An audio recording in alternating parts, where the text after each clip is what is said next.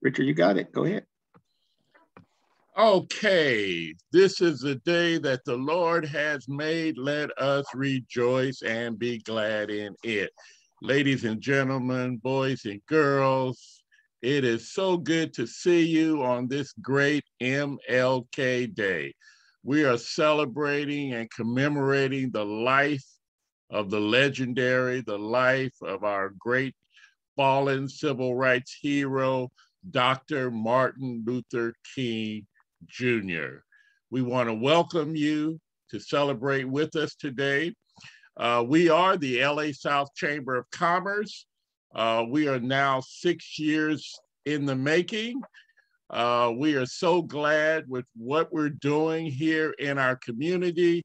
We're all about stimulating economic growth in South LA.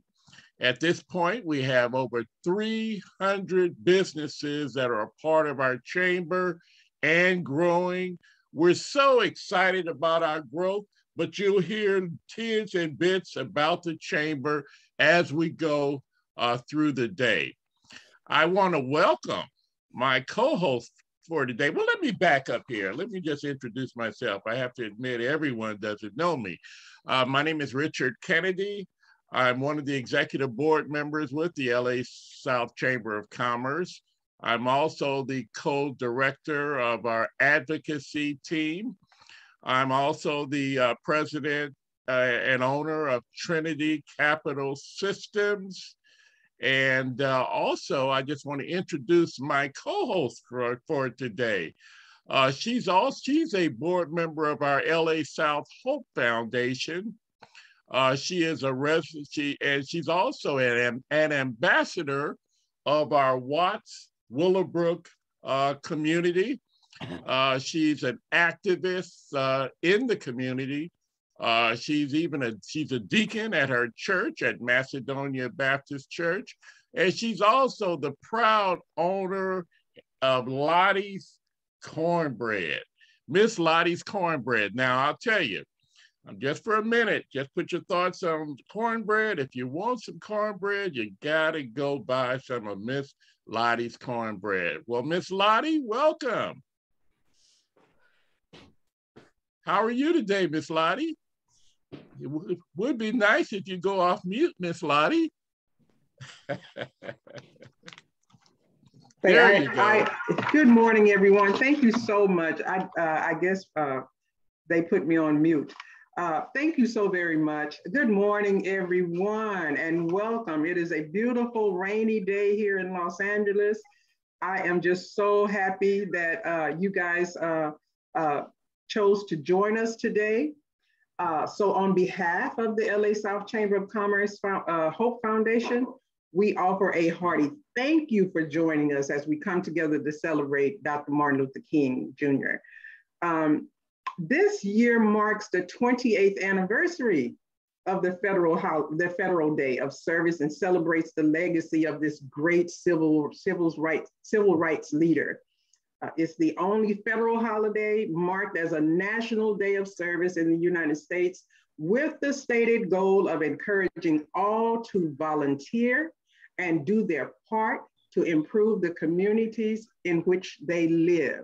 So before we get started, we're going to ask Bishop Deatria Gates, I hope I didn't mess that up, to open us up in prayer. Thank you, Lottie. Let us pray. Father, we thank you for this day, a day, a time, a season to commemorate the life, legacy, and the labor of love of Dr. Martin Luther King Jr. We remember his fight for equity, liberty, and justice for all.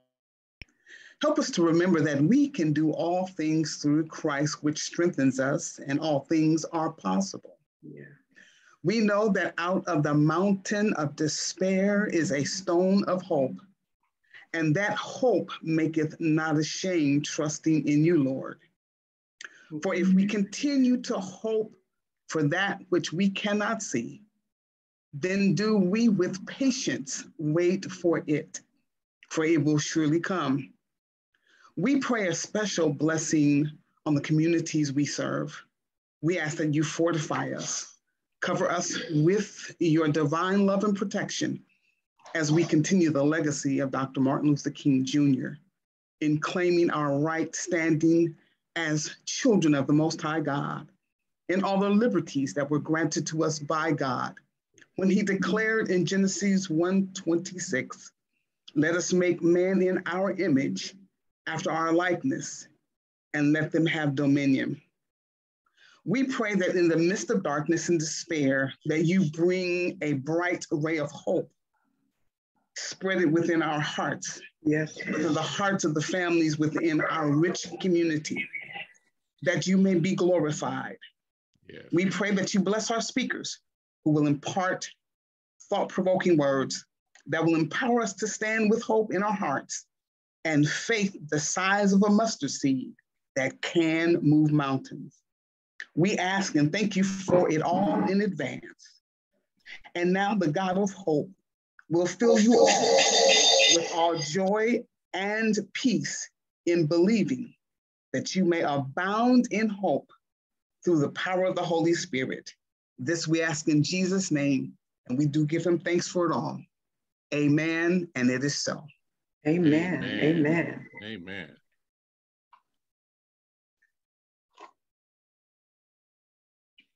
Thank you so much. Now we'll have our video right fast. Dexter, I think he's queuing it up. And Lottie, while Dexter's queuing up the video presentation, I'd like to say we want to thank Bishop Gates for that fantastic, just thought-moving and inspiring prayer. But also, I just wanted to state that not only is she a bishop, but Lottie, did you know she's also the president of Gates Construction Company? I did not. Well, no, I'm just kidding. Yes, I do know that. Yes, I do know that. And forgive me for not identifying her as the owner of this wonderful woman-owned construction company, which is amazing in itself. So yes, are we ready, Dexter? All right, looks like we are.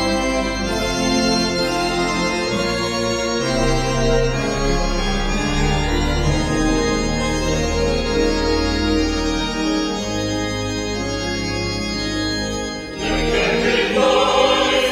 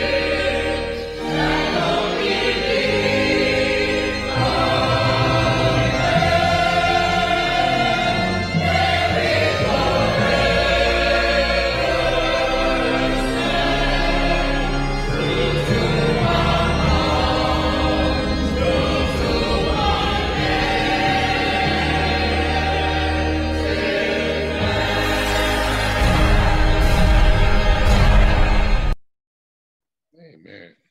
Wow. Wow. That was, I think I have to fight back tears, Richard. That was really, really moving. Thank you so much, Dexter, for that.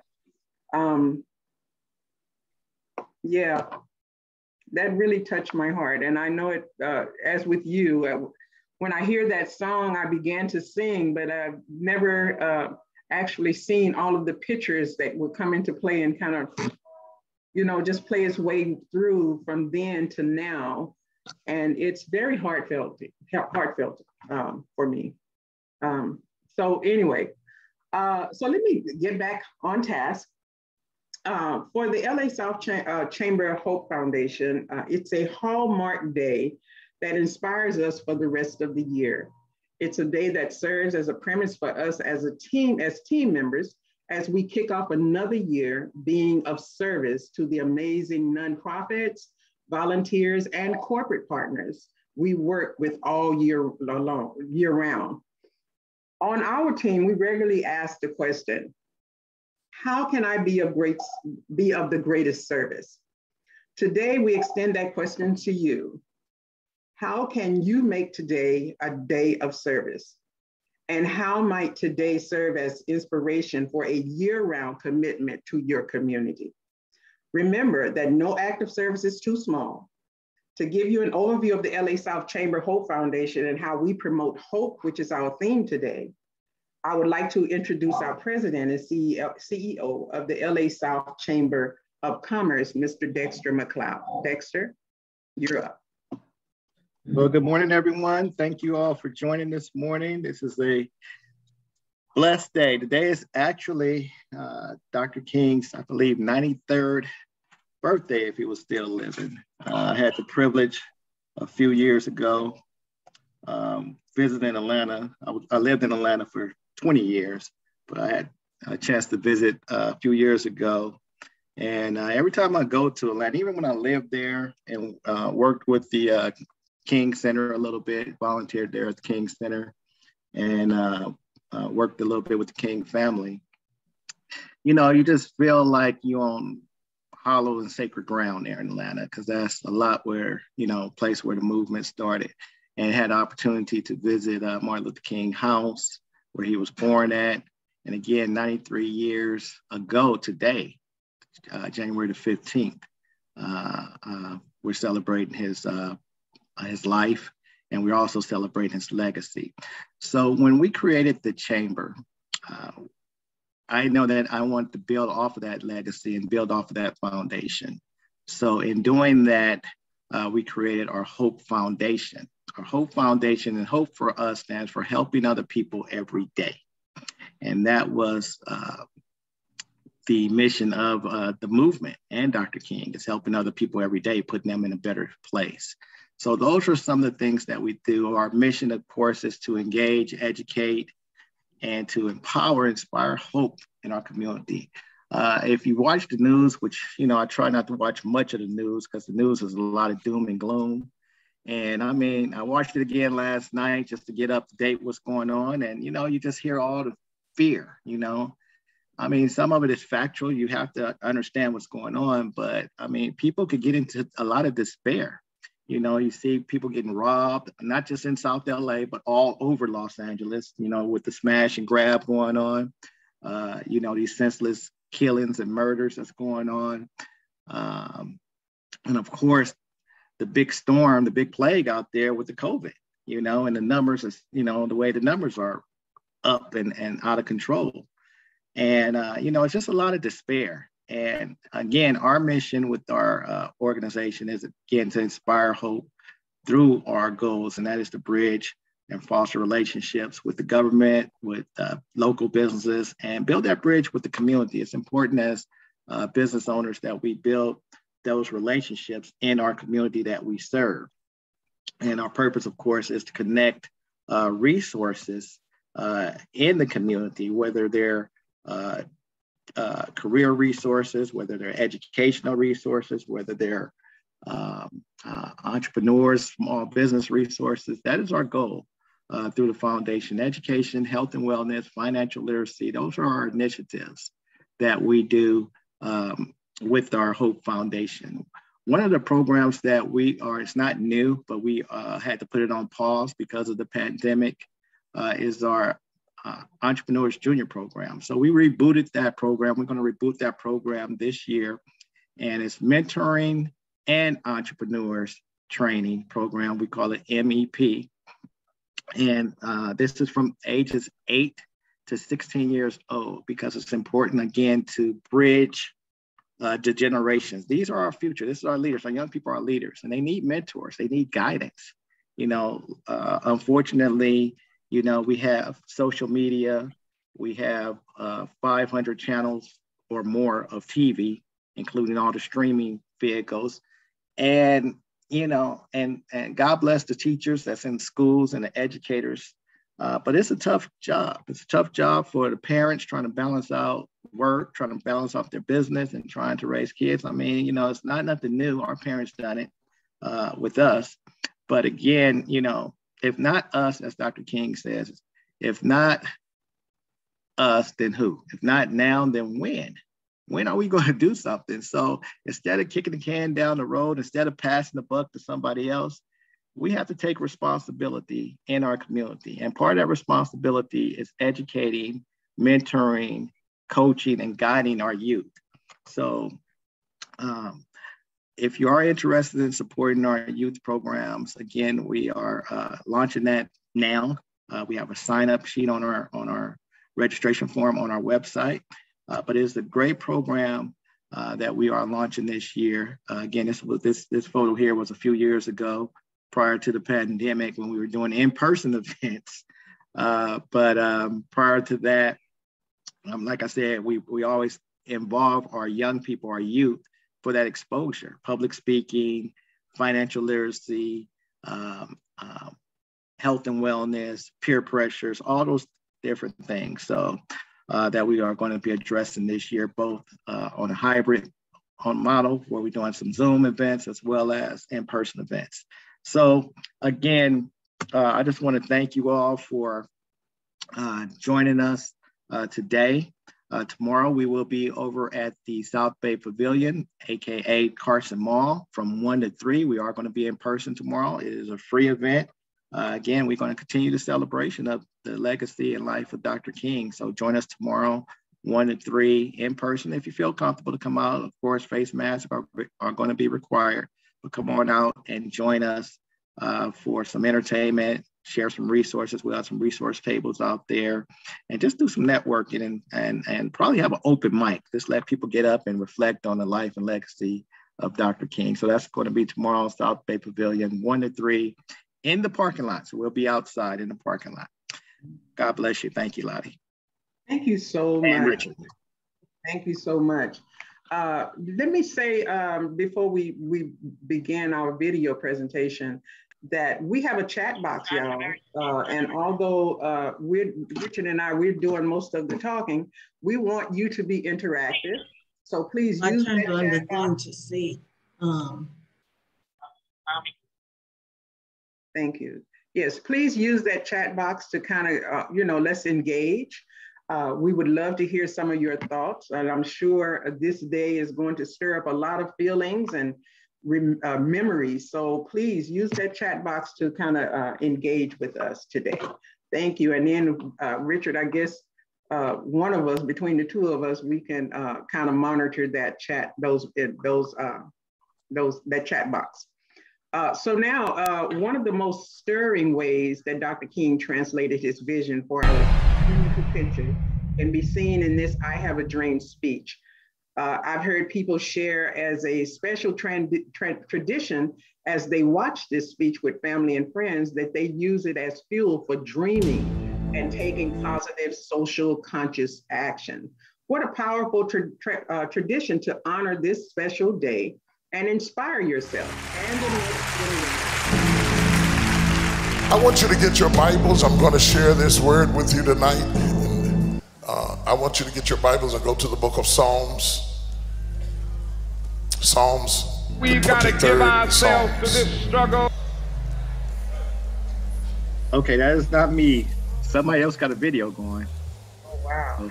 Hold tight, I want to appreciate I've got some family members in the audience. All my family members wave at me. Thank God for you tonight. All of you elders and help me out, let us out. Let's mute everybody. Yes.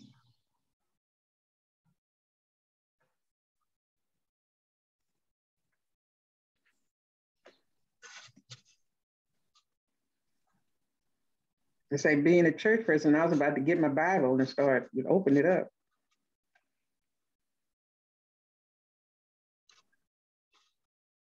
Okay, we ready? Stand by, y'all.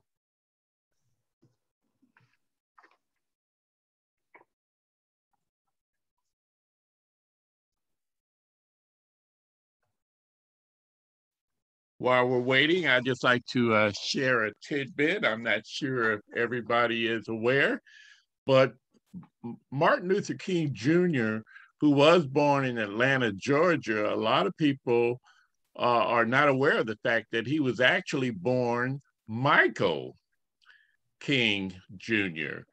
And because of throughout his academic studies and his studies in the faith and his theological training, he became a student of Martin Luther, the Reformer, and eventually he changed his name to Martin Luther.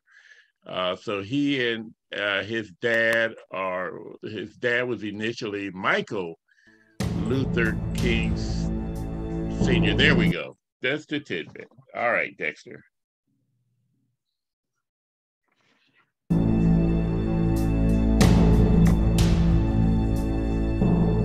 We've got to give ourselves to this struggle until the end. Nothing would be more tragic than to stop at this point in Memphis. I want to thank God once more for allowing me to be here with you.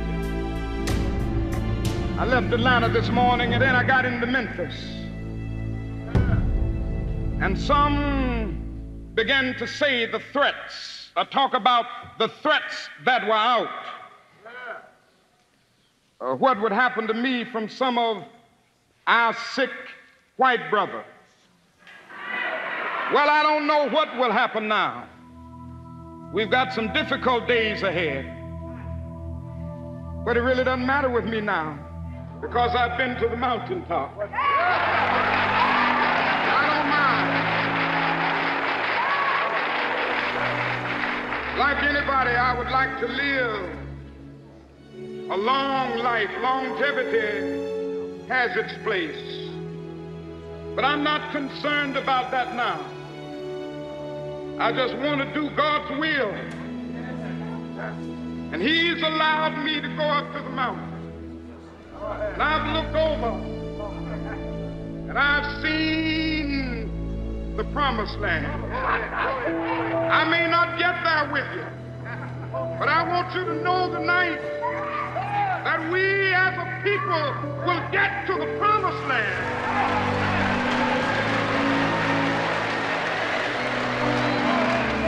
So I'm happy tonight. I'm not worried about anything. I'm not fearing any man. Mine eyes have seen the glory of the coming of the Lord.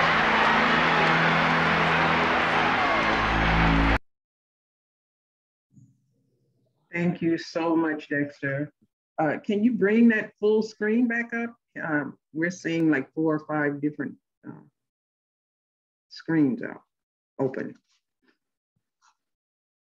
So with that, thank you so very much. You guys, Richard, let me just say, in listening to that, since I've been an advocate for this Watts community, I've heard this speech over and over and over again for, I guess, a number of years, but it's only been since the last maybe 15 or 20 years that I can say that it has really resonated in my soul. As a young girl, and listening to you guys talk earlier, when he was assassinated, I'm from Louisiana. So I mean, way deep down in Louisiana, Dale High, Louisiana, if anybody know what that is. And it was never talked about, but there was a day that came where my aunts and aunts and uncles, they were just crying. They were crying. And they didn't have the conversation. No one talked to us about what was going on. So for a long time, we didn't even know what was happening. But when I came to California and began to work in the schools and began to serve my community, it was only then that I found out who Martin Luther King was and what he represented and how it has now motivated me to continue to provide some service to my community. But as we go on, let me just say that it is an honor to represent this Watts Willowbrook community and LA South community. So to help us commemorate this day as well, we are excited to introduce one of LA South Chamber ambassadors in the San Diego area. Yay, he's the Hope Education Team Captain, Mr. Ajeen Shahid. Did I pronounce that right, Mr. Shahid? You really did. Well, welcome, welcome, welcome, and the floor is yours. Well, thank you very much. Good morning, everyone. To the Los Angeles community and those abroad that are listening to this presentation. That was a very, very stirring reminder from Dr. Martin Luther King in his famous "I Have a Dream" speech. It's sometimes popular in contemporary times for the naysayers and those who don't understand to say, "I have a dream," well, was he asleep? And people actually say things like that, okay? Not really understanding the powerful metaphor that Dr. King said. Those of us who are spiritually involved with life, we know that in the dream state, quite often revelations have come to all the prophets, okay? And to the inviters to mankind in that dream state. So I want to talk today about Martin Luther King awake. And so this is for those who wonder and don't seem to still understand the dream. Let's talk about Martin Luther King awake. Dexter, can you give me the first slide? So many white Americans of goodwill have never connected bigotry with economic exploitation. They have deplored prejudice, but tolerated or ignored equal economic injustice. So here we have stereotypically a community of folks saying, well, I prefer the guy who talks about dreams and stuff. So this is letting us know in this depiction, this cartoon here, that Dr. King always was saying awake statements. People just tend to want to only consider him in a dream state so that they or we don't have to wake up. Next slide. Somebody told a lie one day. They couched it in language. They made everything black, ugly, and evil. Look in your dictionary and see the synonyms for the word black. It's always something degrading, low, and sinister. Look at the word white. It's always something pure, high, and clean. Well, I want to get the language right tonight. I want to get the language so right that everybody here will cry out, yes, I am Black and I am proud of it. I am Black and beautiful. I prefer the guy who talks about dreams and stuff. And so again, when we reasserted ourselves and came into our own sense of identity, the naysayers continue to want to see in a dream and not to be awake. Next slide. This is a slide with our current Secretary of Education, Cynthia Martin, our beloved Dr. John Lewis, who we now also has joined Dr. King in the next slide, and myself. This was in the San Diego Unified School District. I was the program manager for the Race and Human Relations program for approximately 18 years, and I served 8 superintendents. Cynthia Martin at the time was our superintendent. She's now a Terry. Well, we invited Congressman Lewis, for those who may not be aware, he has a powerful legacy to Dr. King in some comic books that he produced called March. And there's several volumes, 1, 2, 3, and I believe even 4. And the purpose of this was to introduce to our young community in particular, in a way that they might grasp in the comic book sense, how to properly protest. Because Dr. Martin Luther King was mostly celebrated for his oratory skills in the form of protest, leading the bus strike, leading the marches, leading the famous March on Washington. And so that will never leave the American culture, the American psyche. When it is that we become dissatisfied with things that are not yet right, we do have the American right to protest. But Congressman Lewis wanted to make sure that that protest was done particularly in the style and the leadership of Dr. Martin Luther King. Next slide. See if we can pull that will come up. Yeah, so here we are. In San Diego, every year we have something called Comic-Con. Thousands of people come to our convention center to celebrate. And we decided to bring Congressman Lewis to the Comic-Con with a different kind of comic book. And so we had 1,000 of our students from San Diego Unified School District join him. And we marched through the whole convention center. Everybody was stopping to look and to see our famous congressman and all of our beautiful children, the rainbow children marching through. Next slide. So here we have a slide, and we want to celebrate that we actually chose some schools. So we have a school called Madison High School, which is after our famous Madison, one of our ancient congresspersons in the beginning of our country.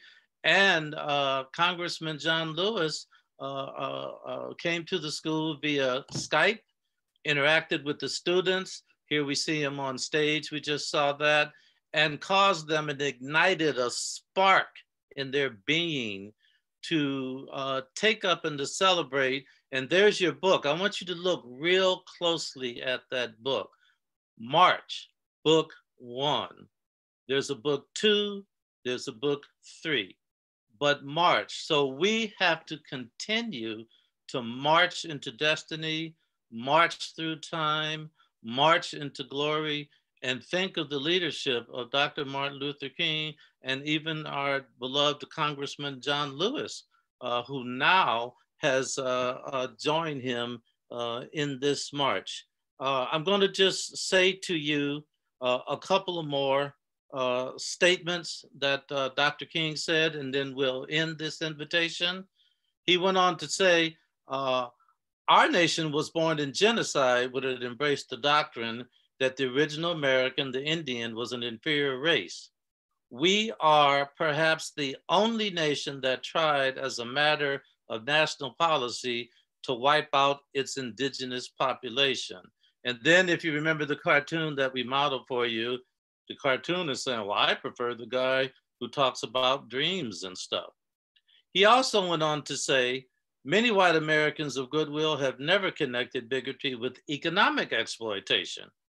They have deplored prejudice, but tolerated or ignored economic injustice.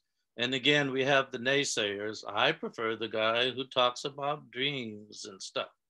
And then finally, I'll say it, that he went on to say, for our own Republican Party, we have our brothers and sisters who are Democrats, our brothers and sisters who are Republican. And because Dr. King did not bite his tongue, we're not going to bite our tongue. A great many of us today wonder about our Republican brothers and sisters, the evolving of the party and the shape of the party. And this is what Dr. King had to say. The Republican Party geared its appeal and program to racism, reaction, and extremism. All people of goodwill viewed with alarm and concern the frenzied wedding at the Cow Palace of the KKK with a radical white. I prefer the guy who did those dreams. So Dr. King also did not mind speaking out, and it's not just the Republican Party. Any of us in any group that we belong to, if it seems like something is invading us and taking over from the great spirit that shapes this country, we have to remind one another. Someone once said, if you cannot be criticized, you absolutely cannot grow. If you cannot be criticized, you absolutely cannot grow. So let's continue to look to constructive criticism. Let's look to Dr. King. Let's look to Congressman John Lewis. Let's look to all of us in our speaking panel. And again, if it's in the spirit that sounds of a critical nature, it's okay, because that's the way that we're going to grow.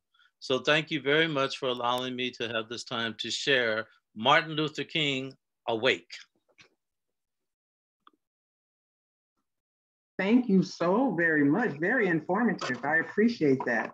You always bring a lot of history, and I learn something every time. So thank you very much. Thank you very much. So now we're going to give folks just a little breathing room, and we're going to invite Health and Wellness Team Captain, Chef Cheryl Tate, to just give us a little quick, I shouldn't say quick, sorry, to give us an, you do our commercial. This is our commercial time, y'all. So Chef Cheryl, you take it away.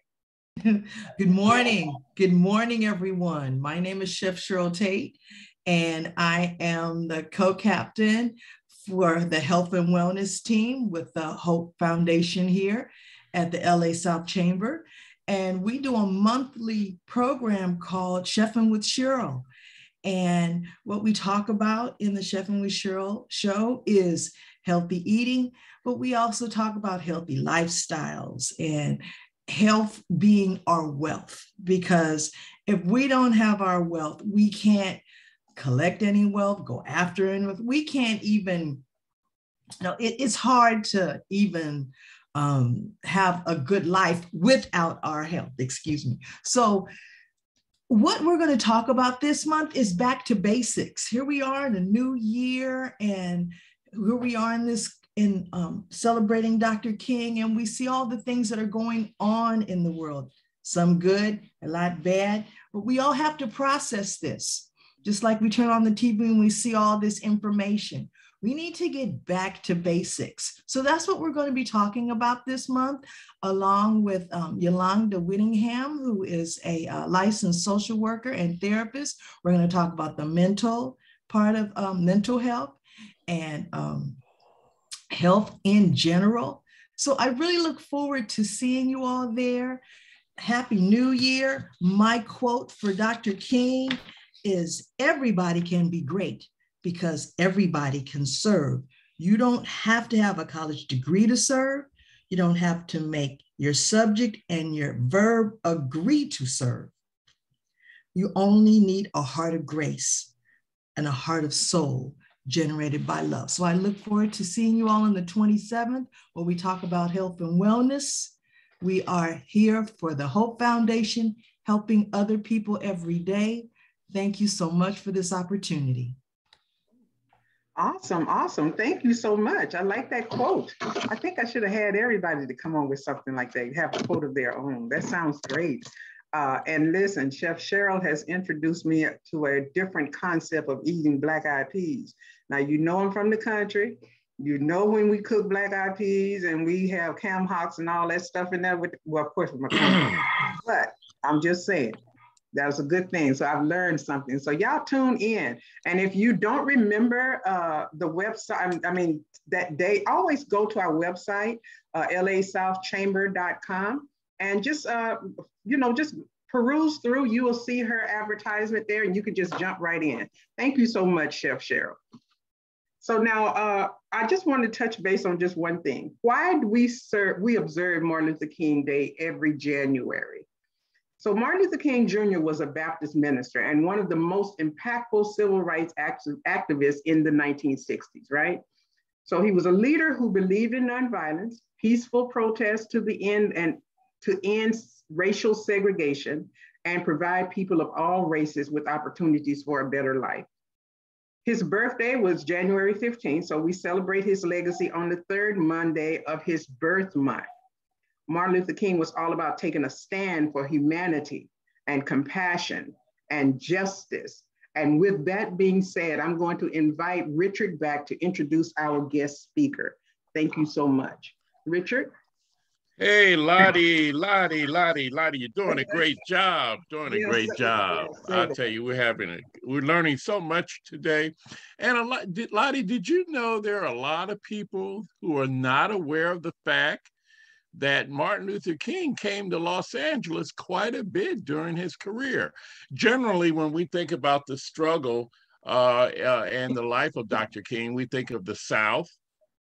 We think of Chicago, some of the work that he did some work up in Chicago regarding tenants' rights and housing. He worked with the sanitation workers in Memphis.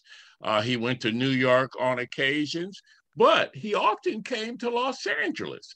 And one reason he came to Los Angeles was a great place for fundraising. Believe it or not, we had a lot of entertainers, white entertainers, as well as Black entertainers that actually supported the struggle financially. So whenever you're doing something, especially at that magnitude, you do need finances. So he would often come to LA, and often when he came to LA, he would speak at Second Baptist Church, which is a historic church here in Los Angeles. It's the oldest Black Baptist church in Los Angeles.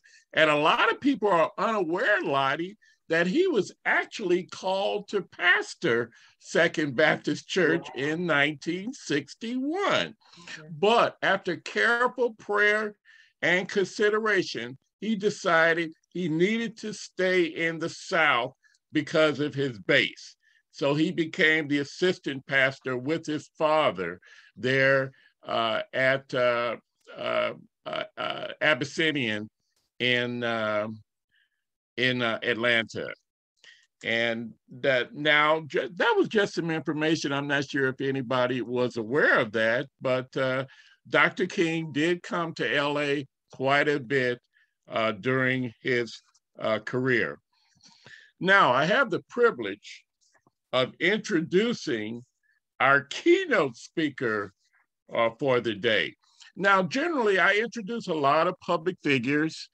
As a worker for the chamber, I'm also a member of the NAACP. I saw our president. I'm not sure if she jumped back on, but she was on initially. Latricia Mitchell from NAACP was on the line. And we just want to welcome all of our visitors who are with us today. As I was stating, generally when I introduce keynote speakers or public figures, I don't ask for them to send me a bio. I tend to like to dig, do my own digging and research and come up with something that I think is so apropos for the occasion. So I'm glad I did in this instance, because ladies and gentlemen, I'm going to introduce our keynote speaker for the day, but I just wanted to give you a little background of the magnitude of his life and some of his history. And I think you'll find it very inspiring. It's not going to be long, but it's going to be a few minutes. But I think it's a few minutes well spent. And his story actually starts with Kelvin's father, Maxie Filer, who left rural Arkansas and landed in Compton in the 1950s with a wife and 7 kids. He worked as a milkman, a factory laborer, and a parking lot attendant, but he dreamed of becoming a lawyer. We're talking, this is the day of the dreamer. So he dreamed of becoming a lawyer. Now, when Kelvin was 9 years old, his father enrolled in law school. Now, both of his parents were very involved in the civil rights movement. His father was later a member of the Compton City Council. He also started the Compton branch of the NAACP. and he carried the California flag during Martin Luther King Jr.'s March on Washington. And he also holds the record for taking the California bar exam 48 times before he passed from 1967 to 1991. So not only was his father a dreamer, he dreamt of becoming a lawyer, but he was one determined guy to pass that bar to make his goal a reality. Now, after graduating from Compton High School in 1973, this is his son, Kelvin. Kelvin went to the University of California at Santa Cruz, and he graduated with honors with a Bachelor of Arts degree in 1977. He subsequently received his Juris Doctorate from the University of California, Berkeley, which is known as Boalt Hall, in 1980. Now, in 1980, Judge Filer started practicing law as a deputy state public defender for 2 years.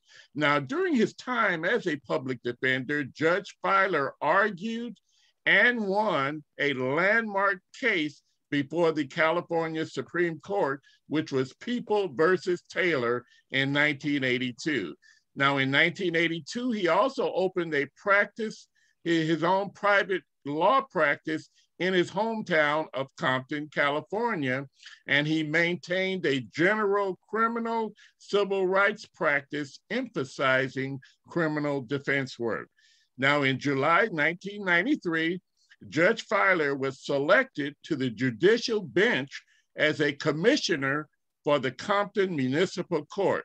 He later served as a Superior Court commissioner after the court's unification in 2000.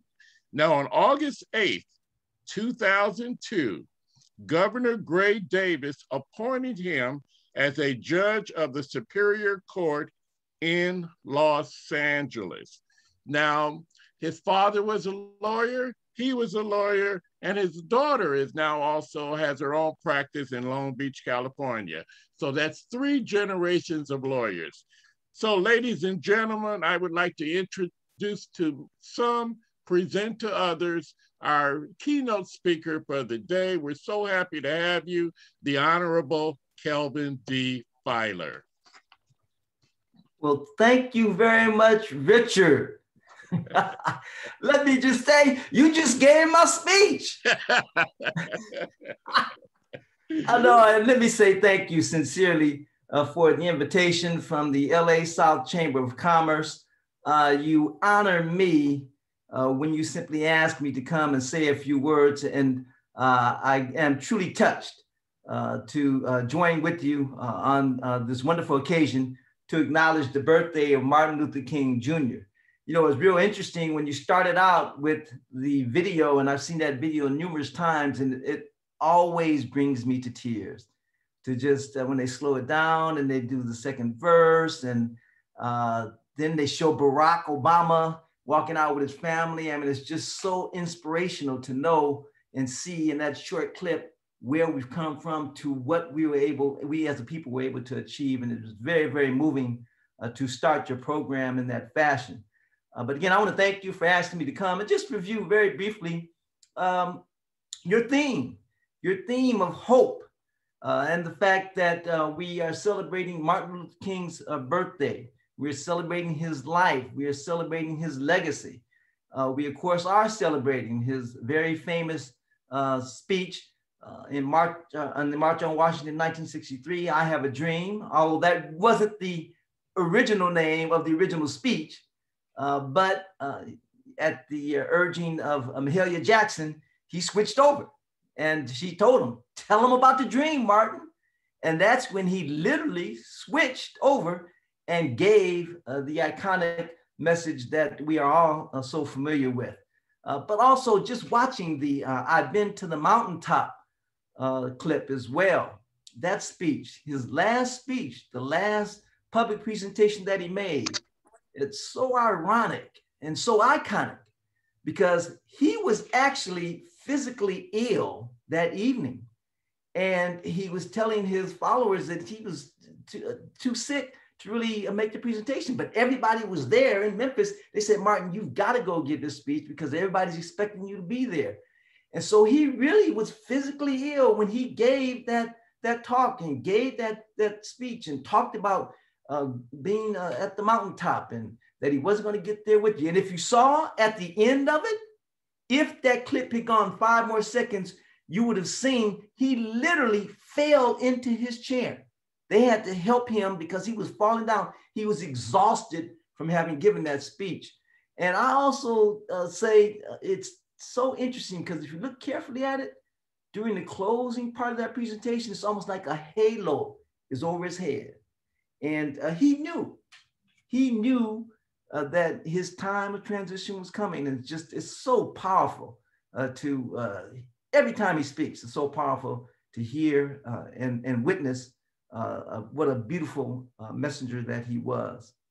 And your theme of hope and his speeches really just leads me to the topic that I wanted to share. Although, like I said, Richard really kind of stole my thunder. But what I'd like to do is just share my dad's story with you, if it's okay. My dad passed away in 2011, but on his tombstone are the words, "Never, ever give up." And let me tell you why we decided to place that on his tombstone. My dad did come from Arkansas, and he met my mom in Elkhart, Indiana. But my dad wanted to be a lawyer, and he wanted to be a lawyer because he idolized Thurgood Marshall. And of course, Thurgood Marshall was one of the innovators and movers and shakers with the NAACP. He was the attorney for the NAACP.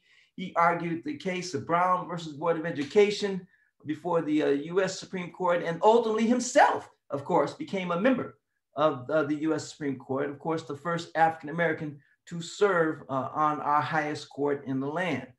But he was my dad's idol. My father said, I wanted to be a lawyer.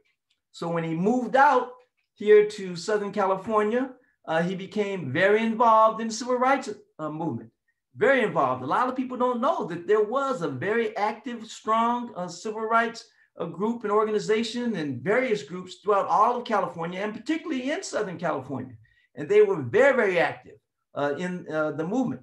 And my dad was right there. My dad was 6'3". He was an imposing man, and he was not afraid to speak his mind. So I think those qualities enabled him to kind of like ascend to some of the leadership positions when it came to doing things in terms of fighting for the civil rights for the people in Southern California. Part of his history, along with my mother, who was right next to him, my mother, Blondell Filer, is that they were 2 of the founding members of the Compton branch of the NAACP. And so being the founding members, my father served as a president of the Compton branch. In fact, he served 3 terms as a president, and my mom was a secretary. And as all this is going on, again, he is continuing to stay involved in civil rights. And he did that from an organizational standpoint. He did that from a personal standpoint. I mean, I have vivid memories as a little boy where my father literally carried picket signs in the trunk of his car. And if we would go to a restaurant or to an event and they didn't have any Black waiters, my father would ask him why. And if he wasn't satisfied with the result, he'd go to his car, get his picket sign, and would picket the place. He literally did that. My father, every time we went to an event and they played Lift Every Voice and Sing, the first thing my father did was jump to his feet and stand. He always stood whenever they sang the Negro National Anthem, which is what, of course, it was called at that time. But his goal and his dream, father's dream, was to be a lawyer. So he started going to law school in the mid-60s. And as Richard made reference, in order to be a lawyer, you have to pass the California bar exam. The California bar exam historically has been one of the most toughest exams to pass. It was 3 days long, and generally only 30 to 40% of the people who take the exam would pass the exam. And California, for some reason, has had this legacy and this pride of being able to say, we have the toughest exam in the nation. In California, New York, and Washington, D.C., those are probably the 3 toughest exams to take. But my father wanted to be a lawyer. And again, he also was involved while he was even going to school, and he's working 2 or 3 jobs. He stayed involved with the NAACP as the president. When it came time for the March on Washington in 1963, he attended along with the California delegation.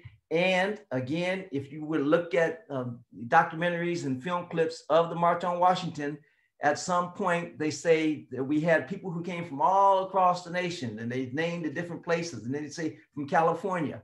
And when they say California, they show the California delegation walking, and in front is my father carrying the California flag. He carried the California flag the entire time on the March on Washington. He also carried that same flag when he went back to the funeral for Martin Luther King in 1968. So my father, again, his thing was, though, he wanted to be a lawyer because he felt it was through the law that we were really going to get things done. So he went to law school, but he had to go to law school in the evening. He had to go to an unaccredited law school. And the bar exam is offered twice a year. There is no penalty for failing to pass the exam. So when you take the exam, it's offered in July and it's offered in February. When you take the bar exam in July, you will get the results in November. If you pass the exam, fine. You can be sworn in, you are an attorney, and you are licensed to practice law. If you fail the exam, you would get a letter indicating that you were unsuccessful, and they will include an application for you to sign up to take the next exam. So if you fail it, the July exam, you get the results in November, you can sign up and you can take the exam in February. You take the exam in February. If you pass it, again, you're licensed to practice law. If you fail it, they will give you an application to take the exam in July. And it goes on. There's no penalty for failing the exam. You can take it as many times as necessary. Now, my dad started taking it in 1967, and he failed the exam. Now, interesting enough, I remember when I was 9 to 10 years old in the 3rd grade, and I used to sit in and listen in on the meetings that the NAACP would hold, because at that time, again, particularly when the Compton branch first started, they didn't have a headquarters, they didn't have an office, they didn't have a building. So whomever happened to be the president of the NAACP, your home was the headquarters. So the meetings were held in your home. So the NAACP meetings were held in our house. And I remember sitting on the steps and watching my father, Douglas Dollarhide, Doris Davis, Clarence Blair, all these individuals who were part of the NAACP talking about different strategies, about where they're going to boycott or where they're going to picket or who they're trying to get into a certain position with the school district or with the city. And they would always say this towards the end of the discussion: what did the lawyer say? Or did the lawyer sign off on this tactic? And so I said, my father said, Daddy, who is this lawyer person that everybody seems to really like and respect? And so he told me, he said, Scooter, that was his name for me. He never called me by my first name, Kelvin. Entire life, I never heard my father call me Kelvin. It was always Scooter. Even when I was on the bench, he'd come into my courtroom talking about his Scooter here. But that's my father. That's my father. But he told me, he described to me what an attorney was. He said he was going to be an attorney. So I said, Daddy, I'm going to be an attorney. And literally, that was the date that I said, I'm going to law school, and I started carrying a briefcase, and I've been carrying one ever since then. So it started, though, by witnessing the meetings that were held by the NAACP. But that was my father's dream. And it became part of my dream, but it was really poignant, I think, that it was his dream. And so he started taking the exam in 1967. He failed it twice. Took it in 1968. He failed it twice. Took it in 1969. He failed it twice. Took it in 1970. He failed it twice. Took it in 1971. He failed it twice. And you can see the pattern. Now, I knew what was going on by this time because I knew what the exam was. And I knew how grueling it was. I knew how much my dad wanted to be a lawyer. And in order to pass the exam, you had to get a total score of 70. Now, this exam, like I said, it was grueling. 3 days after you take it, most times people are really drained emotionally and physically.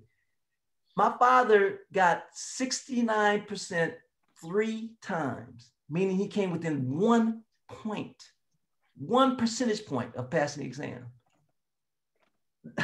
If that had happened to me, there's no way I could have gotten ready for the next one. It would have just been devastating. But he kept taking it. Now, I'm in college, UC Santa Cruz. I go to law school, UC Berkeley. I was fortunate to go to one of the top law schools in the nation. I took the bar exam in 1980. I took the bar exam in 1980 with my father. And I passed the exam. My father didn't pass the exam. That was a tough situation for me because I was happy, but I was sad for my dad because I knew this was his dream. But he, again, was just happy for me. Now, again, he started this in 1967. This was his dream. This is what he wanted. But he didn't just sit back and wait for that. Because during that time, Southern California, as you well know, with the Watts riot, we had what we referred to as white flight. We had migration of Negroes and coloreds, as we were called at that time, to Southern California, particularly in the city of Compton. And my dad was leading that fight to fight against the restrictive covenants that some of the real estate agents were using to try and keep people out of Compton. He was fighting against that. And ultimately they prevailed, the case of Shelley versus Kramer, and those covenants were declared to have been unconstitutional. So you had an exodus of whites, particularly after the Watts riot. You had an exodus of whites, and then you had an influx of Blacks and Latinos, but mainly Blacks moving right into the city of Compton. And so since my father was there, he was involved locally, he was pushing people who were seeking the public office in Compton. So he was the campaign manager for Douglas Dollarhide. Douglas Dollarhide went on to become the mayor of the city of Compton, and he was the first Black mayor of the city of Compton. He was the first Black mayor of a city west of the Mississippi, Douglas Dollarhide. My dad was his campaign manager. My father was a campaign manager for Doris Davis, who was the first Black city clerk for the city of Compton. And she ultimately became the first Black female mayor of the city of Compton after Doug Dollarhide. My dad was also the campaign manager for Clarence Blair. Clarence Blair was the first Black city attorney for the city of Compton. See, my dad was behind the scenes working with all of them, getting out, walking those precincts, and getting people to support those candidates. Then in 1976, there was an opening on the Compton City Council, and everyone told him, Maxie, it's time for you to run. Instead of pushing him to supporting someone else, you run. And so he ran for city council in 1976. He won easily. He was reelected 3 times. He served 15 years on the Compton City Council. He was known as a Maverick City Councilman because, again, my father was a believer in the law, and he believed in doing what was right for Compton. And if something wasn't right, or if he didn't believe it, or if he didn't think it was in compliance with the law, he's going to vote against it. He voted his conscience on every issue that came before that city council. And I think that's where I get some of my stubbornness, certainly, from him, because he was a stickler on doing what he thought was right. So he served for 15 years on the Compton City Council. He became known as an individual who spoke his mind. He voted on the issues. In fact, his nickname was Mr. Compton. And then in 1991, I actually was on the Compton School Board, and we were in executive session. And in 1991, while in executive session, I got someone came to the door and said, your brother is here to see you. And my brother Anthony, who's a lawyer. And he came to the door and he's holding his son, Tony. And he opened up, when I opened the door, he said, Daddy passed the bar. So in 1991, on his 48th attempt, after 24 years, my father passed the California bar exam. And of course, I pretty much was in shock at the time. But I went back in and I shared with my fellow members of the Compton School Board what had happened. And I actually told them, I'm so happy my father passed. They thought I said he had passed away. And they said, why are you happy? I said, no, he passed the California bar exam. And the city of Compton just partied for 3 days. I tell you, it was just a great experience. Now, on my screen, I want to make sure that you guys can still hear me. Can you still hear me? Yes, we can. Yes, okay. we can. Okay, good.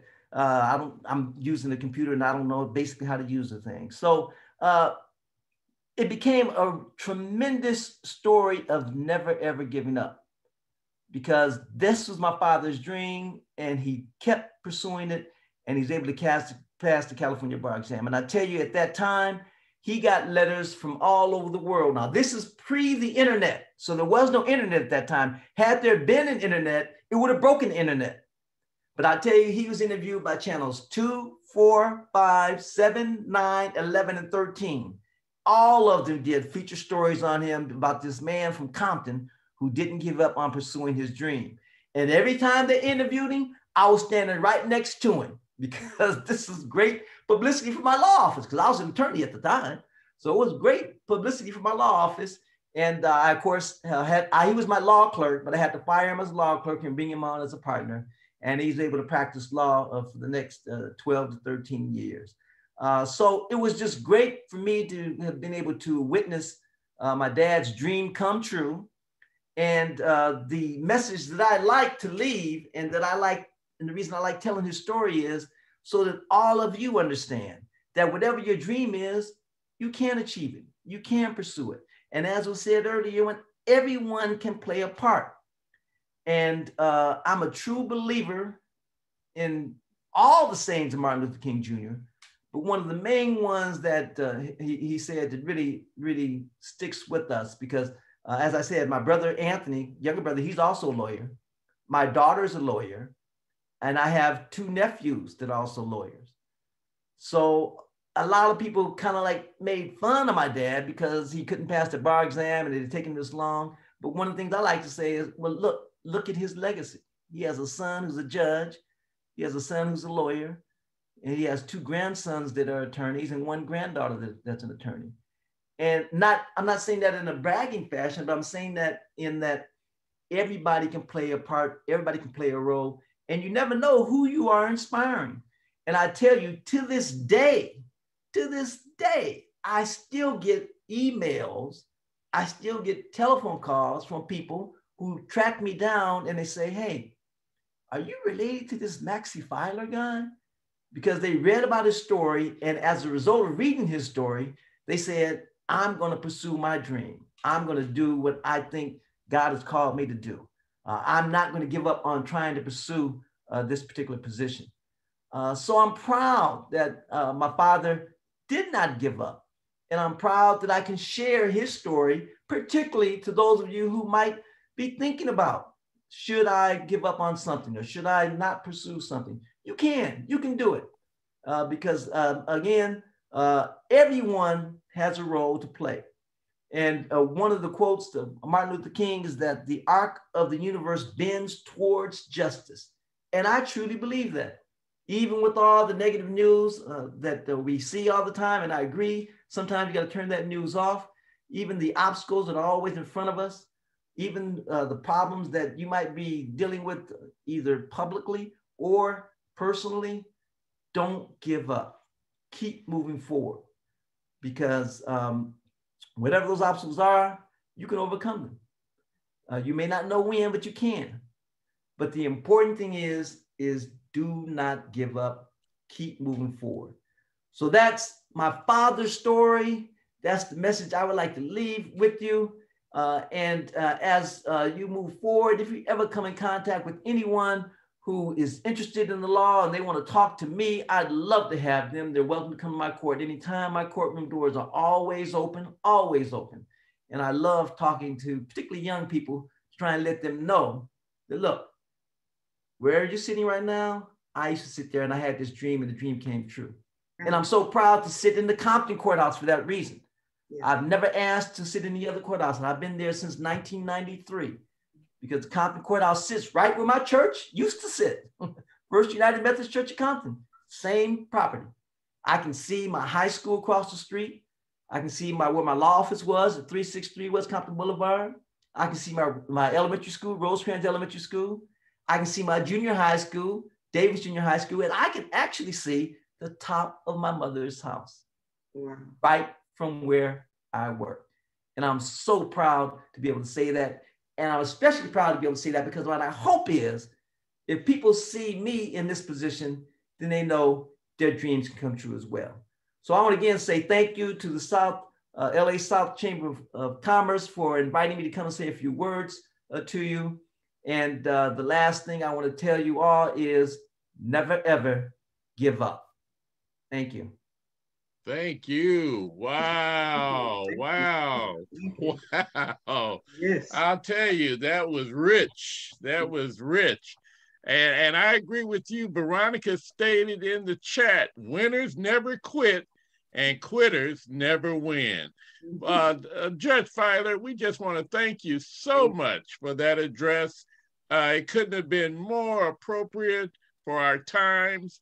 Right now, we're facing all types of things politically across our nation, attacks on voter rights, but we will not quit. We will persevere. So thank you, thank you, thank you. We also want to give a shout out to Darlene Ross. Darlene Ross is our ambassador in the Compton, Carson community. And she was the one that came to me and said, Richard, we got to have the Honorable Kelvin D. Filer to speak to our group. So I said, hey, why not? So we did it. And I'm so happy that she came and nominated you because you have been great. So we definitely appreciate you. Thank you so much. We're so thankful for your father just staying with it and not giving up, because now, as you stated, he laid the seed, but now you have all kind of sons and grandsons and granddaughters that are out there trying to make things possible and correct through the law. So we also want to thank him posthumously. All right, praise God. Okay, while we're here, just before I send it back to Lottie, he talked about the fact that his father was the founding president of Compton branch of NAACP. And I just wanted to acknowledge, I see she's back online. I'm a member of the NAACP here in Los Angeles, and we do have our president here, Latricia Mitchell. Latricia, we just want to say thank you.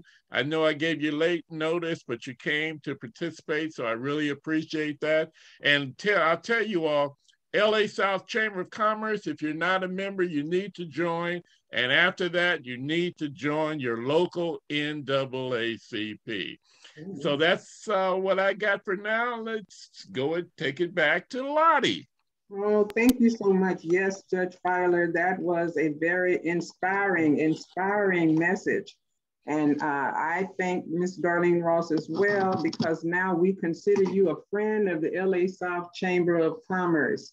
I extended a thought to the audience earlier, so let me just reiterate that just for a second. And that question was, how can you make today a day of service? And how might today serve as an inspiration for a year-round commitment to your community? I pulled a quote from Judge Filer's dad that said, whatever it is you want to do, you can do. And with that, we'll go to our commercial. And that's the Hope Store. Am I going to be doing this, Dexter? The Hope Store at the T-shirt spot on 104th and San Pedro Street. So if you're interested in obtaining a T-shirt, a Hope T-shirt, we ask that you stop by. The workers, Miss Linda Stewart is an awesome chamber member, and she will greet you with a big smile, a big chamber smile. So we have T-shirts, we have hats, anything that you want, go in and ask for, and just look around and support her store. And we would appreciate that. We're always proud to walk around with our T-shirts on, because we are about spreading joy and spreading hope. That's who we are. So with that, thank you, Dexter. We're going to move on. I want to say, you know what, as I'm asking folk or talking to you about doing something or spreading some hope in your community, maybe you don't know what to do. maybe you don't know what it is you do. Richard, how do you celebrate the Martin Luther King Day? How do you honor that? Is there anything special that you do? Oh, well, I'll tell you, I honor that by being about service, about, waking up every day, praying to God, giving thanks for waking me up, and at the same time, deciding how can I serve God and serve my fellow man most effectively today. So that's how I celebrate. So I just, Awesome. So the LA South Chamber, this is our adage, I guess it would be, is everybody has time, everybody has talent, and everybody has treasure. So if you don't do anything else, you have time to serve somewhere, whether that be donating food or clothing, or you're at helping some of our nonprofits or whatever. There's always something you can do. Everybody has talent. We all have skills that will fit into this whole scheme of this world one way or another. So think about what it is that you can do and how you can bring that into play. And then you always have treasure. If you don't have the time to do what needs to help other folk, then just think about how you can support some of these organizations. Money is always welcome. Dr. Martin Luther King says, we need leaders not in love with money, but in love with justice, not in love with publicity, but in love with humanity. We're about providing hope. Then you also have the message of kindness. We gotta look, there's so much hatred going on today. There's so much going on, so much madness. We got to think about how we can spread some kindness to our neighbors. We have to, and to our family. Families are just going crazy. But last but not last, but then I'm gonna come back with a couple more. But I also want to say that you need to learn your history. We can't rely on other folk to tell us who we are. We have to start reading more. We have the internet now, museums are opening back up. Take some time and learn who we are and who you are. So with that, Brother Richard, I'm going to ask you to introduce our next speaker. Okay, Lottie. And just for the people that are online with us, we have our Zoom audience as well as our Facebook Live audience. Awesome. So we're so thankful for everybody online. We just have a couple of more chamber speakers, members of our chamber who are just going to be speaking briefly. And then we're going to have some final remarks, and we should be out of here within the next 15 to 20 minutes. I recognize how attention goes for sure. So we don't want to keep you on this call all day, but we want to thank you so much for indulging and participating. But I think you, as well as I, know that this has been a treat today. Now, our next speaker, he's not a judge, Lottie. He's a member of LA South Chamber of Commerce. We know him as Captain G. He's a captain, he's a pilot with American Airlines. And he's also the CEO founder of the Captain Millionaires Club. And he's known by many as the Prime Minister. But also, his association with judgeship is the fact that though he is not a judge, Miss Lottie, I'm not sure if you're aware of this, he is the nephew of Aloysius Leon Higginbotham Jr., who was a celebrated civil rights attorney and judge that still currently today is well known throughout Black history and is celebrated in the history books. So I want to introduce to some and present to others Captain G, Dr. Gerald Higginbotham. Hey, good morning, good morning, good morning. I am so honored to be here on this Martin Luther King's Day. I'm in the right place. And brother and Judge Kevin Scooter Fowler, You were phenomenal. You are right. Never, ever, never, ever give up. I am so excited. And I'm going to be coming to talk with you because it's our turn and it's our time. I'm so honored to be here. And I want to just say thank you to Dexter and to Richard. The Chamber is doing a phenomenal job. I'm so honored to be a part of the Hope. I put my Captain Millionaire hat on it because we're ready for takeoff. It was Dr. King's death, April 64th, 1968. I'm from Watts. I was part of the first Watts riot, August 11th, 1965. I got the wake-up call. But the night he was assassinated, April 4th, 1968, that was my late 10-year-old birthday present. And I made a commitment that night that we're gonna fix this thing. And so I've been laser and razor sharp focused. See, here in America, they have confused, let me be very real, white America, because they own the system. They have tried to confuse Dr. King's message between Black and white. That's what they have done to try and keep us divided and apart. But that was not his message. 5 days before he was assassinated, he said the next battle that'll be fought for Negroes will be out at the economic battlefield. And so the economic battlefield is the United States Chamber of Commerce. That is where everybody comes to do business.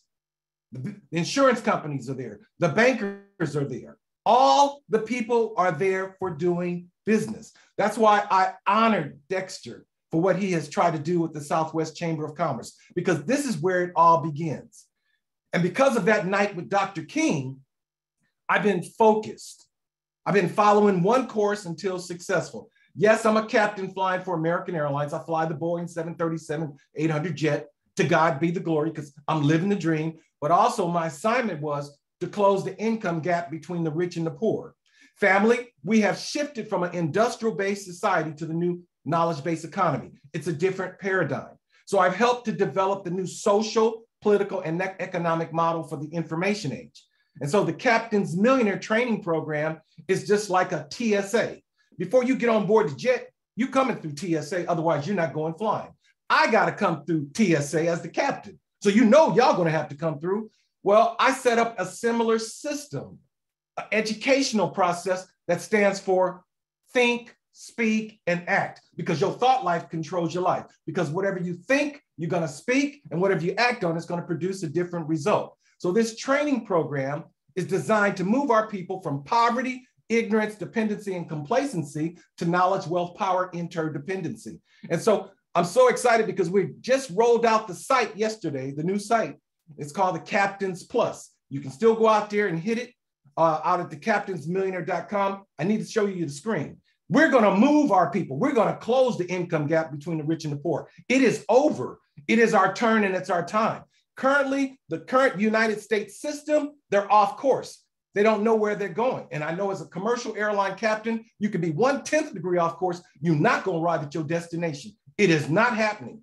We're going to move our people to the wealthy place. See, and I'm doing everything that God has told me to do. I'm laser focused because I know when I cross back over, I'm gonna have to give accountability of what did I do. And I'm here to share with you, family.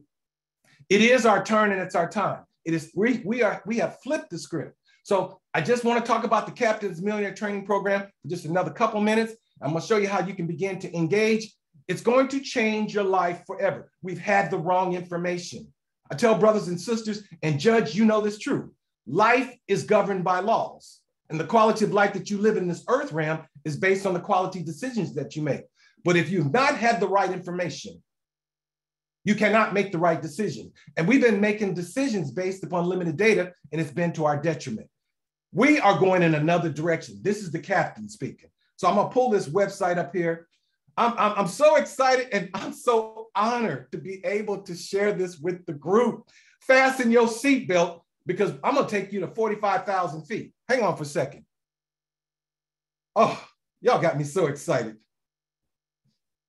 I wanna play just a quick, tiny 3-minute video just for you. And then I'm gonna walk you through something real quickly because Dexter gave me 10 minutes and I believe in keeping the time.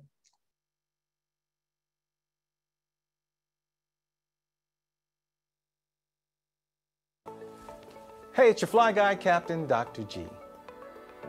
I've noticed from the cockpit, while carrying 1 million people from A to B, people are not happy. People want to be happy. People want to be healthy. They want to be wealthy. They want to be prosperous.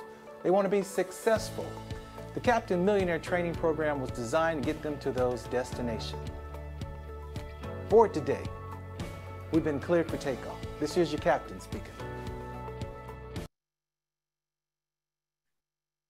So this website out here, it talks about the new Captains Plus. When you get a chance, go visit it and then sign up. Hit board today, which will begin to take you out here to the new website that we have put in place that begin to empower us, to move us from where we are to where we need to be. This is about retraining, learning, unlearning, and relearning. We've been off course. We've had the wrong information. That's why I'm so excited to be part of the Hope Group so that we can begin to train our community. And yes, it's going to cost you $9.99 a month to be able to go out here to the site. This is $10,000 training. This is the information that will close the income gap between the rich and the poor. Training, educating, unlearning, relearning, and moving our people. The current systems have failed. We're no longer in the industrial age. It's a new ball game. It's a new system. And so you have it at your disposal. We're going to roll this out across the whole nation and then the globe. Now, I'm going to say this last piece and then I'm done because I got to give a plug for this. I am the Prime Minister of the American Slave Nation. I represent the 21 million descendants of American slaves living here in the United States.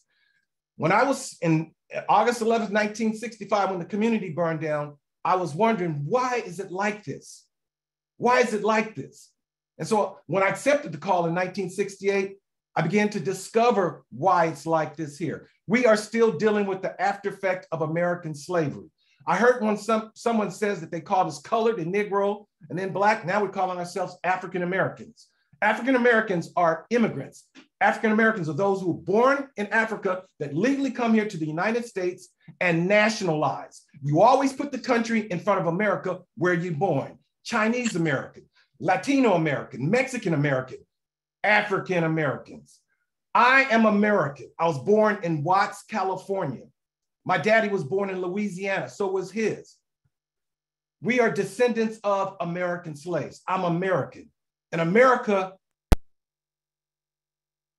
owes honor to the American slave culture. From 1776 to 1862, America bred slaves, American slaves, not African slaves. She bred those slaves and they built this country. Slavery is the foundation of the United States of America. And every institution business institution have been set on top of the American Slave Foundation. Every tax dollar technically belongs to the American slave culture. So I'm sharing this with you because we've had bad information and it's time for us to wake up because we've been off course. And so I'm so excited to be able to share both pieces with you. The American Slave Nation, I put in there das.today, and the Captain's Millionaire Training Program that you can go to as right now, so you can begin to learn, unlearn, and relearn. I'm going to raise up 1 million millionaires over the next 36 to 92 months, and I hope you're one of them. This is the Captain speaking. All right now, thank you, Captain G. Thank you so much. Captain G has put his information in the chat. If you're interested in getting in touch with him, thank you so very much. Now we're going to move on because of time. The LA South Chamber Hope Foundation nonprofit partners have made available opportunities to serve. If you're interested in trying to figure out where and how I do that, please visit our website as well. We can all take some inspiration from Dr. King and become leaders in our own communities. Ask questions and explore different possibilities about how to better our society. When something does not seem right or moral, do your job by challenging it. Ask others, is there a better way of doing things? Dr. King says injustice anywhere is a threat to justice everywhere. And with that being said, we're bringing up our next speaker, Ms. Regina White of Omni Community Alliance. Ms. Regina, you ready? Yes, I am. Okay, girl, let's do this. Good morning, LA South Chamber of Commerce and LA South Hope Foundation and friends and family. Hello, my name is Regina White. I'm the ambassador for Long Beach for the LA South Chamber of Commerce and a proud member and co-captain for the health and wellness team of the LA Hope Foundation, and as well the president of Omni Community Alliance. Most importantly, I'm a survivor of mental illness and overcoming chronic homelessness. Hope, helping others every day, is what the Hope Foundation represents. We gather today to commemorate the life of the late civil rights leader, Dr. Martin Luther King Jr. Dr. King inspired hope in people of color and their allies for the fight for equality and the opportunity in the pursuit of happiness.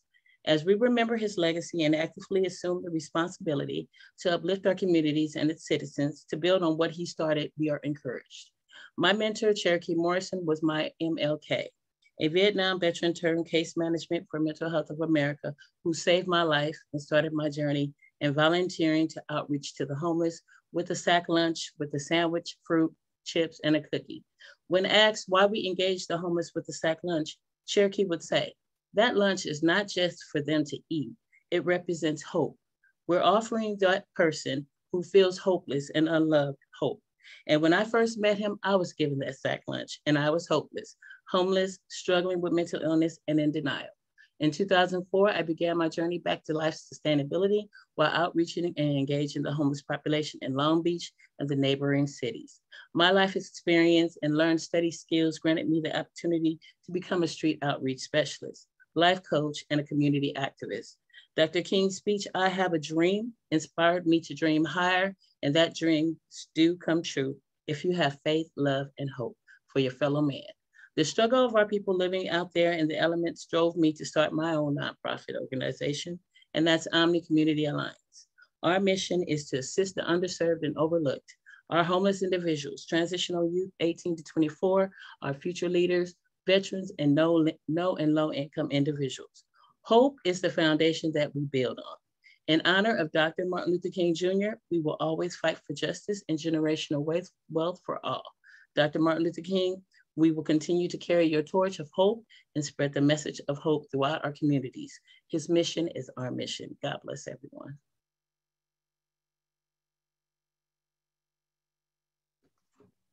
Okay, I'm finished. Oh, I still have time.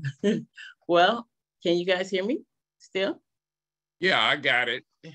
All right, well, thank you so much, Regina. We definitely appreciated your presentation. And I think Miss Lottie might be lost to us right now, but I'm I'm here. Okay, all right, great. I wanted to keep it pretty short because I know we're running over time, but basically what everyone said, now this is coming straight from my heart. Basically, we have to never give up. No matter what it is, no matter how hard it may seem, no matter what your struggles can be, there's hope for each and every one of us. And if we help each other and we bind together, I am thankful for the chamber. I am thankful for every member. I'm thankful for our CEO. I'm thankful for everyone who has uplifted Omni Community Alliance, because without them today, I wouldn't be where I am, sitting in my office and enjoying life and enjoying being a positive role model to our community, wherever you are. So people out there that are listening, God bless you all. Thank you for joining. Everyone that I invited who's out there, I thank you as well. I usually just speak from the heart, but I had to write it out so that everyone could understand what my point of view, but from my heart, you are all blessed. There's nothing that we can't do as a community, and that's what we're here to do. I would encourage everyone out there that's starting a business or thinking about starting a business. LA South Chamber is the #1 chamber in my book. They have been excellent in uplifting and encouraging me, keeping me strong, and also supporting me through it all. God bless the chamber. God bless LA Hope Foundation for being there for people who need you. And that's about it. Thank you. God bless everyone. All right. All right. We love Regina, don't we, Lottie? We do. I mean, she is such an inspiring story. She is the epitome of not giving up. That's right. Because as she has went through struggles after struggles, but she persevered through them all. And now she's a professional businesswoman, right, who turned back to help lift others up. So we just want to thank you, Regina, and we're just so thankful for the work that Omni Community Alliance is doing out there in the Long Beach community, and you represent us well. All right, Lottie, let me go back to you. All right, thank you so very much. Lottie, by the way, Lottie, do you have some of that Lottie's cornbread that I can come by and taste on today for lunch? Do you have some made up? For tasting? No. Oh, I thought you, well, ladies and gentlemen, let me just give a shameless plug for Miss Lottie. If you love cornbread, and I don't eat as much as I used to, but at the same time, she is the owner and the founder of Miss Lottie's Cornbread. And it's in a few stores in our community, but I just wanted to give you that shameless plug. Okay, go ahead, Lottie. I appreciate it. Thank you so much, Brother Richard. Martin Luther King Jr. letters from Birmingham jail said, "Do your part to fight for what is right and fair. Defend those being mistreated and pass on his teachings of kindness and respect. Be an example to your peers and see how many will follow suit." So another way of celebrating this birthday is to observe Martin Luther King's Day with your children. Say, not only educating yourself, but teach your children that history. It's very important, y'all. We got to do better. So with that, we're going to have our last commercial for the day. Miss Opa Jean, who is the owner, president of who is the Wealth and Financial Team Captain. And so, Miss Opa, we welcome you, and the spot is yours. Good morning. Good morning. Thank you so much, Lottie. I tell you, I'm just overwhelmed right now. This has been so awesome. Wonderful speakers, and I can't think of a better way to celebrate my Saturday and revisiting Martin Luther King, his vision and his dream. I get chills every time I hear his speeches. My name is Opa Price, and I am a member of the LA South Chamber of Commerce. I am also a member of the Financial and Wealth team. Can you guys see me? Okay, let's see. Let me just make a quick adjustment here. I think I did something with my camera. There you go. Yeah, we see you now. Okay, you see me now? Okay, yes, good. Thank you. Okay. And one of my goals this year is to really focus in on women's wealth and disparities. I'm very excited about this year because that's something that we will be doing a lot of webinars on. We want to talk about the women that are in the workplace. We will be talking about women that are entrepreneurs. We will be talking about women that's running their own businesses. If you understand what's happening in the workplace right now as far as earnings, women are earning 82% on every dollar that's out there. And this is just in the regular workplace. Now, when we talk about women of color, it's even less. And that's kind of heartening when you think about how hard women, we're hard workers, but we want to get paid as well. We want to get equal pay. And that has been the fight for many, many years. If you think back when Martin Luther King fought for equal rights and equal pay, we're still struggling with that today. And it's kind of sad. The webinar coming up on January 20th, it'll be at 6 o'clock. We will be talking about mainly retirement, how we can fund our retirement programs and live a decent retirement life and not have to go out and work several jobs. We will be asking you about how has your journey working for you as far as retirement? What are your plans when you get ready to retire? Will you have enough income at that point?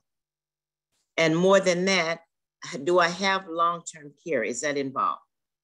So we will be talking about all of these things. Men are welcome, but we will be definitely talking to the women on how to better that situation. I am very excited because I do have a wonderful guest speaker. Her name is Jefflyn Dangerfield. And we're going to talk also about, she will be speaking on the disparities in the workplace that women are facing. And when we talk about disparities, we're talking about women that are left behind. And you have to understand a woman's role. We work every day, we raise our kids, we give birth. We also take care of our spouses. We have to take time out from work to do those things. So that puts a damper on our retirement and our retirement goals. So I'm hoping that everyone gets an opportunity to attend so you can walk away with something that may be able to help you or someone that you know.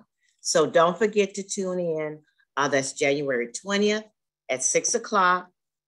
We will be putting everything on the table. As I always say, let's talk about it and see if we can find some solutions for everyone. Thank you. I'm excited about our webinar today.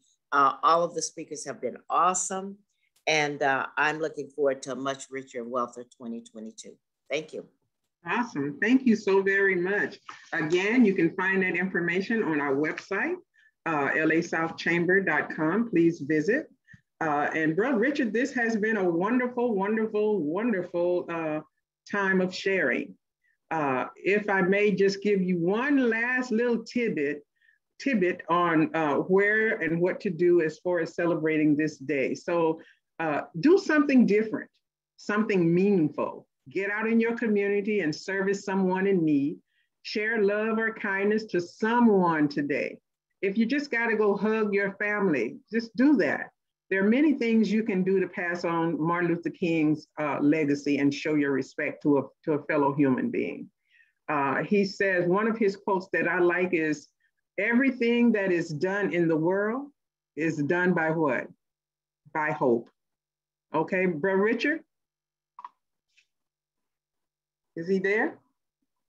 If not, I just want to take this time to say thank you so very much for joining us. I hope the chat was an outlet for people to kind of keep conversation going among themselves.